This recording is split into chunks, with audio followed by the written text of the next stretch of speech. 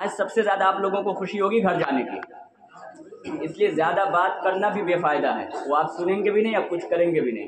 इसलिए मुख्तसर अंदाज में 4 बातें मैं आपसे कह रहा हूँ, गौर से आप लोग सुन लें और उसी पर अमल कर ले तो इंशाअल्लाह आज की मजलिस कामयाब हो जाएगी। क्योंकि आज मदरसा बंद हो रहा है और आप लोग अपने घर जा रहे हैं, तो सबसे पहले घर जाने के बाद पहला काम जो आपको करना है कि जिस तरह से पूरे साल आप यहाँ पढ़ते रहे, घर जाने के बाद रोज़ाना कोई ना कोई वक्त आप तय कर लें और उसमें सबसे बेहतरीन वक्त है मगरिब से लेकर के इशा का वक्त और फज्र के बाद का वक्त। ये 2 वक्त में आप ज़रूर घर पे भी अपना सबक याद किया करें जो आपने यहाँ पढ़ा है। आमतौर पे यहाँ पे हिफ्ज़ के बच्चे होंगे, कुछ अरबी दर्जात के भी बच्चे हैं, तो हिफ्ज़ वाले बच्चे जितना पारा आपने हिफ्ज़ किया है रोज़ाना 1 पारा 2 पारा आधा पारा आप याद किया करें। ऐसा ना हो कि पूरे 2 महीने में आप खेल करके आएँ और रमज़ान के बाद जब आप आएँ तो फिर दोबारा आपको पढ़ना पड़े। आमतौर पे यही होता है, हिफ्ज़ वाले बच्चे यही करते हैं, घर जाते हैं पूरे दिन खेलते हैं, पूरे दिन खेलते हैं, इतना खेलते हैं कि रमज़ान के बाद आने के बाद फिर दोबारा पढ़ाना पड़ता है। तो आपका फिर रमज़ान के बाद महीना 2 महीना 3 महीना बर्बाद होगा। तो उससे बेहतर है कि रमज़ान में आप रोज़ाना कुछ ना कुछ तिलावत करके जितना आपने पढ़ा है उतना याद करके आएँ, उसको भुलाएं नहीं अल्लाह के वास्ते। ये काम करेंगे आप? कौन कौन करेगा? सब करेगा। और भुला करके कौन आएगा रमज़ान के बाद? याद करके कौन आएगा? सब आएगा इंशाअल्लाह। नंबर 2, तलबा जब घर जाते हैं तो आम तौर पे अपना ड्रेस बदल देते हैं।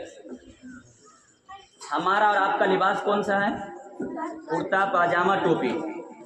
बहुत सारे तालिब इल्म को हमने देखा है कि घर जाते ही शर्ट पैंट पहन लेते हैं, टोपी सर से उतर जाती है। मालूम है आप लोग जब जाते हैं तो घर, ये गांव में रहने वाले जो बूढ़े लोग होते हैं, जवान लोग होते हैं, वो आपके हर चीज़ को देखते हैं। अगर आपने शर्ट पैंट पहन लिया या टोपी सर से उतार ली तो फ़ौरन मदरसे पर ताना आता है, मदरसे के असातिज़ा पर ताना आता है कि इनके उस्ताज़ों ने क्या सिखाया है कि पूरे साल ये लोग कुर्ता पाजामा पहन करके आए और घर आ करके शर्ट पैंट पहन लिया।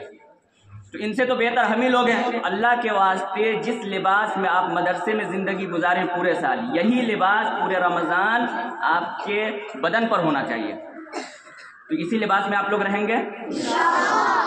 शर्ट पैंट तो नहीं पहनना है, बिल्कुल नहीं पहनना है, उस पर थूक दो एकदम, बल्कि पेशाब करके क्या से बाहर फेंक दो। शर्ट पैंट तो पूरी ज़िंदगी में आपके जिस्म पर आना ही नहीं चाहिए। सबसे बेहतरीन लिबास है जो अल्लाह ने क्या तो आपको दिया है और मदरसे में आपको पहनाया जाता है, ये सबसे बेहतरीन लिबास है। इस पर आपको फ़ख्र होना चाहिए, इस पर आपको क्या कहते हैं अच्छा लगना चाहिए। ये नहीं कि अपने लिबास को आप कमतर समझ रहे हैं और शर्ट पैंट को अच्छा समझ रहे हैं और यहाँ से जाने के बाद फ़ौरन शर्ट पैंट पहन लिया। तो कोई तालिब इल्म, एक तालिब इल्म की भी शिकायत नहीं आनी चाहिए। रमज़ान के बाद आपके वालिदैन से रिपोर्ट ली जाएगी कि आपने इसी लिबास में ज़िंदगी गुजारी है या शर्ट पैंट पहन करके ज़िंदगी गुजारी है। तो हर बच्चा इसी लिबास में रहेगा। रहेंगे ना आप लोग? कितनी बात हुई? 2। नंबर 3, पूरे रमज़ान आपको यानी अभी से, आज से लेकर के मदरसा आने तक नमाज की पाबंदी मुकम्मल तौर पे करनी है। नमाज, एक नमाज भी नहीं छूटनी चाहिए, ठीक है? क्योंकि आपकी नमाज को भी गांव के लोग देखते हैं। अगर मदरसे का तालिब इल्म नमाज न पढ़े तो गांव के लोगों को बहुत जल्दी ताना देने का मौका मिल जाता है। वो लोग कहते हैं अरे क्या पढ़ कर के आया, वो पता ना मदरसे में कुछ न सिखाया जाए, न पढ़ा, वो को वहाँ का उस्ताद अच्छा नहीं है, कुछ चीज़ सिखा के भेज के बच्चा सब तो नमाजें न पढ़ रहा है। तो इसलिए अल्लाह के वास्ते आप हर नमाज पढ़ेंगे, एक नमाज भी आपकी क़ज़ा नहीं होनी चाहिए। अगर खुदा ना खास्ता किसी काम में लगने की वजह से नमाज छूट जाए तो बाद में जाकर के आपको पढ़ लेना है। नमाज के वक्त में क्रिकेट वगैरह खेल रहे हैं या इधर उधर क्या कहते गली कूची में फिर रहे हैं जिसकी वजह से लोग आपको देख रहे हैं, मदरसा बदनाम हो रहा है या उस्ताद बदनाम हो रहा है, ये नहीं होनी चाहिए, ठीक है ना? तो कोई ऐसा काम नहीं करना जिसकी वजह से मदरसा बदनाम हो। कितने काम हुए? 3।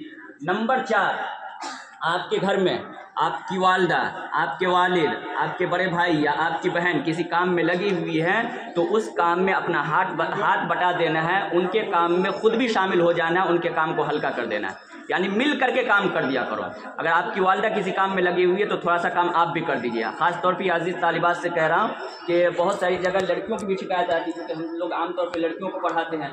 वो पढ़ने के बाद अपने आप को बड़ा समझने लगती है, वो सोचती है कि क्या मैं बड़ी बन गई, मेरी माँ क्या छोटी हो गई। माँ खट रही है, पूरा काम करती रही है, ये नवाब की तरफ बैठी रहेगी, अब कोई काम नहीं करेगी। तो इसलिए आप लोगों से ये खास तौर पे गुजारिश है कि क्या कहते हैं, नवाब न बने, अपने आप को छोटा बना करके रखें। माँ माँ है, बाप बाप है। आप कितनों भी आलिमा बन जाए, मुफ्तिया बन जाए, काजिया बन जाए, और आपकी माँ जाहिल हो, लेकिन फिर भी वो आपसे बढ़ करके है दर्जे के एतबार से, मकाम के एतबार से। वो किसी काम में क्या कहते हैं हाथ बटाई हुई है, तो आप भी जाकर के उसमें शामिल हो जाए।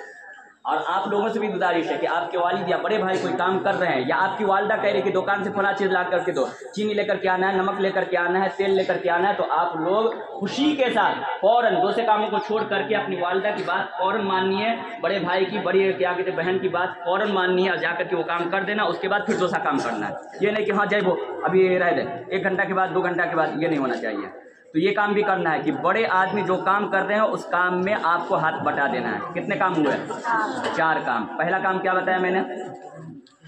पहला काम क्या बताया मैंने?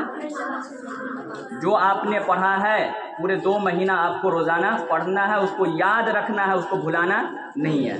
नंबर 2, लिबास आपका यही रहना चाहिए, कोई गैर इस्लामी लिबास आपके जिस्म पर नहीं आना चाहिए। नंबर 3, नमाज की पाबंदी करना है। नंबर 4, माँ बाप के कामों में अपना हाथ बटा देना है। ये चारों काम करेंगे। कौन लोग करेंगे? अल्लाह ताला सबको तौफीक नसीब फरमाए। इसी पर मैं अपनी बात को ख़त्म करता हूँ।